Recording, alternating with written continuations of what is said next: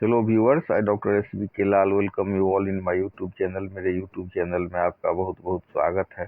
अगर आप इस चैनल पर नए हैं तो चैनल को सब्सक्राइब कर लें।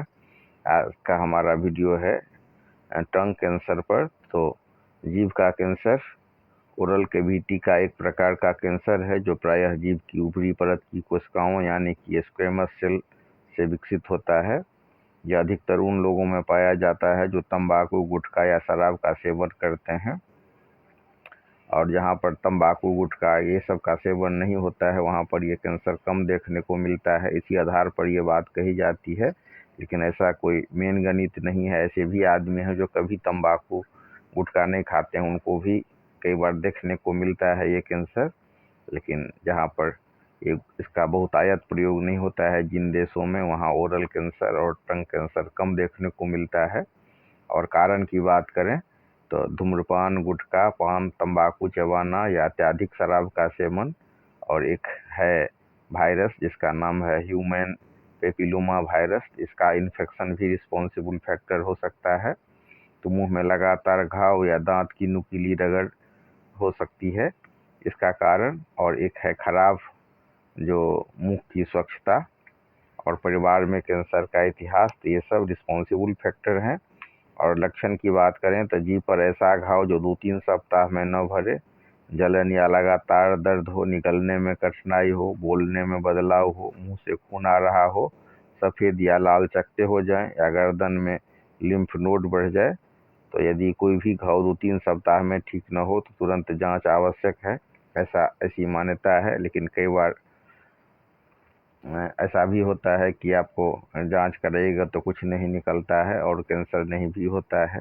और कई जो एक्सपर्ट हैं वो कहते हैं कि बायोप्सी सब कराने से कैंसर भड़क भी जाता है। तो इसमें जो क्लासिकल जो डॉक्टर रिकमेंडेशन है उसको ध्यान में रखना चाहिए और बिना मतलब का शक भी नहीं करना चाहिए। तो आप बात करते हैं जांच की, तो मुंह की क्लिनिकल जांच, बायोप्सी पुष्टि के लिए कि कैंसर है या नहीं, और फिर सीटी स्कैन, एमआरआई और एफएनएसी। यदि गर्दन में गांठ हो तो ये सब जांच किया जाता है। और एलोपैथिक उपचार की बात करें तो surgery, radiotherapy, chemotherapy, targeted therapy, ये सब उपचार अंग्रेजी में किया जाता है। और हेम्योपैथी की बात करें तो कैंसर का जो कन्फर्म्ड केस है उसमें हेम्योपैथी पर कई लोग कहते हैं कि रहना उचित नहीं है, लेकिन कई बार आप देख सकते हैं कि हेम्योपैथ से बहुत अधिक लाभ मिलता है, खास करके दर्द और जलन कम करने में और शरीर की प्रतिरोधक क्षमता बढ़ाने में। साथ ही कीमो और रेडियोथेरेपी जिसका हो चुका है उसका भी साइड इफेक्ट को हेम्योपैथी दवाई कम करता है और रोगी का जो जीवन है उसकी गुणवत्ता को सुधार देता है। अब कुछ हम प्रमुख दवाई की चर्चा कर रहे हैं। सबसे प्रचलित दवाई है आर्सेनिक एल्बम। इसका लक्षण होता है कि इसमें जलन वाला दर्द हो सकता है, बेचैनी, घबराहट होती है और मृत्यु का भय बना रहता है और वीकनेस एक्सट्रीम रहता है। फिर एक बहुत रिमार्केबल दवाई है हाइड्रेस्टिस्केन। तो उसमें पीला आधार वाला घाव होता है और लार चिपचिपा होता है और अत्यधिक कमजोरी होती है। तो हाइड्रेस्टिस को क्यू पावर में भोजन और नाश्ता के बाद 10 बूंद देते हैं। और कभी कभी उसको क्यू पावर से फ़ायदा नहीं होने पर 30 पावर या 200 पावर में भी देते हैं, तो बहुत अधिक फ़ायदा होता है इससे। फिर एक दवाई है मार्कसोल। तो मुंह से दुर्गंध, अधिक लार और अनियमित किनारों वाले जो अल्सर होते हैं यानी कि घाव, तो उसमें मार्कसोल से बहुत अधिक फ़ायदा होता है। इसका भी पावर, इसको 200 पावर में सुबह शाम दिया जाता है। साथ ही आर्सेनिक एल्बम भी जब जलन सबकी शिकायत होती है तो दिया जाता है। फिर एक दवाई है काली क्लोर। ये टंग कैंसर की बहुत ही अच्छी दवाई है। इसमें दर्द युक्त जो है मुंह का घाव होता है, मुंह यानी कि मुंह के घाव में बहुत दर्द रहता है और आप देख सकते हैं इसमें कि सांस में भी दुर्गंध रह पाया जाता है। फिर एक बहुत ही रिमार्केबल दवाई है फाइटोलेका। तो फाइटोलेका 30 पावर में देते हैं और इसमें इसका लक्षण होता है कि दर्द कान तक फैल जाता है और गर्दन की ग्रंथियां भी कठोर हो जाती है। तो कई बार डॉक्टर के रिकमेंडेशन पर काली क्लोर 30 पावर में और सुबह शाम देते हैं काली क्लोर 3 से 4 बूंद और फाइटोलेका 30 पावर में दोपहर रात तक देते हैं। और अगर परिवार में कैंसर का इतिहास रहा हो और भावना सबका सप्रेशन किया गया हो तो एक कॉन्स्टिट्यूशनल दवाई हो सकता है कार्सिनेसिन, लेकिन इसको बार बार रिपीट नहीं किया जाता है। इसको 15 दिन पर महीना दिन पर एक आध खुराक दिया जाता है। और फिर एक दवाई है कॉन्स्टिट्यूशनल रेमेडी मेकोनियम मैकेटुलम। इसका गांठ कठोर होता है और धीरे धीरे बढ़ने वाला गांठ होता है, तो उसमें कोनियम देते हैं 30 पावर में। सुबह शाम भी दिया जा सकता है डॉक्टर के रिकमेंडेशन पर। और अगर हम होम्योपैथी के सिद्धांत की बात करें तो सिफिलिटिक मियाज होता है जो बहुत ही डिस्ट्रक्टिव होता है, यानी कि विनाशकारी।